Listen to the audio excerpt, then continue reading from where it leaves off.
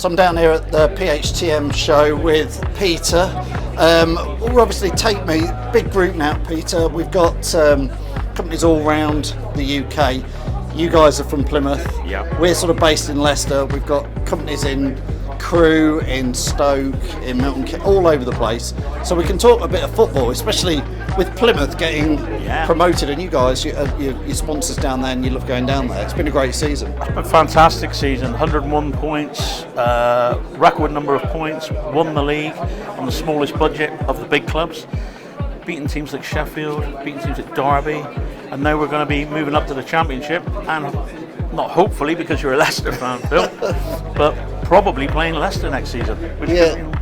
It's going to be exciting, isn't it? I mean, I am a big Leicester fan. I hope we can avoid the relegation, but it is looking a little bit more potential that we could have that Leicester-Plymouth match. But it's Peter. not just Leicester-Plymouth, is it? You're going to have Stoke there.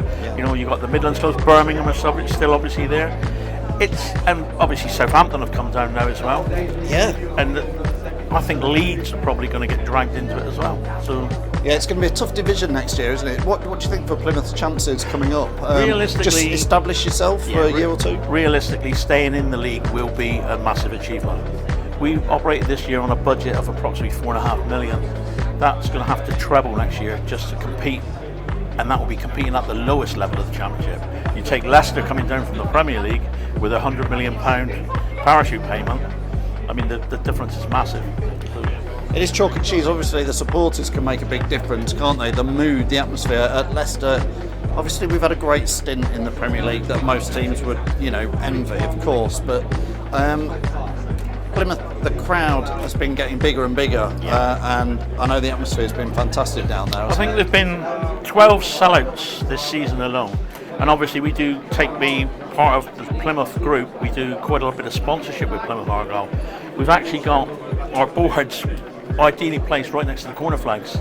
So every time the TV camera is on the corner flag, it's right there, right in your face, I don't think we could get that at Leicester because of the size of the club and the cost it would be. But realistically, it's been a cost-effective way for us to advertise within our local area. And because of the success of the club, it's been massive for us. And I think that's great because, again, we're here at the show, and it's one of the themes. Obviously, there's new apps, there's new technology, but marketing, it's really interesting to see that obviously there's all the new ways of marketing, social media, digital marketing, TikTok, but sometimes it's what I class as the good old-fashioned stuff that gets you noticed. The right leaflet, the right business card, the right boarding at a football match. Exactly, and being part of the local community as well. Plymouth Argyle have done a massive thing this year where they've donated lots of food to charity banks, food banks, etc., etc. And we've been part of that. So it's been a win-win. It's made it more of the community. They are a very community-based football club, and we're made to feel that we're part of that, which is great as well.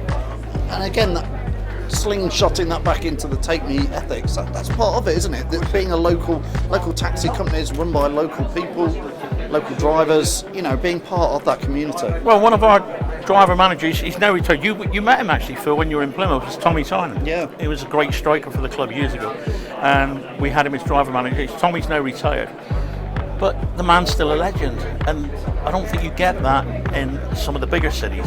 But the local cities, everybody knows Tommy, everybody knows you work for Take Me, and suddenly it's a different form of brand awareness, if you understand what I'm saying. You're out there, you're managing to be seen, you still get people approach you and they know who you are and what you are. We've got a saying down in Plymouth, it's 250,000 population but we're the biggest village in the world. Yeah. And Peter's explaining that about Tommy. I went down for the day and he's a taxi driver. Peter hadn't told me really who he was. I thought he was just a taxi driver.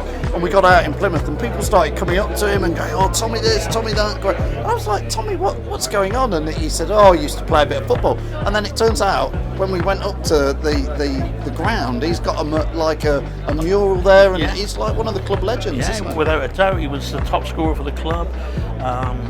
He come from Liverpool, or he was on Liverpool's books as a youngster, but he came to us and he was our top scorer. Man was a phenomenal. He really was, and he stayed local. It's what happens with Plymouth. People come to Plymouth for a short-term career, and invariably end up coming back and staying there forever. And we're very proud of our city, and we're very proud to be part of the Take Me group. Fantastic, thanks Peter. Well, good luck to Plymouth next season in the Championship. If Leicester are there, well, I'm looking forward to coming down and welcoming you up to Bill, the King Power. We will enjoy a pint of cider and a pasty whilst watching the Greens beat Leicester. Well, you never know. The rivalry started already. Thanks for joining us, Peter. No problem at all.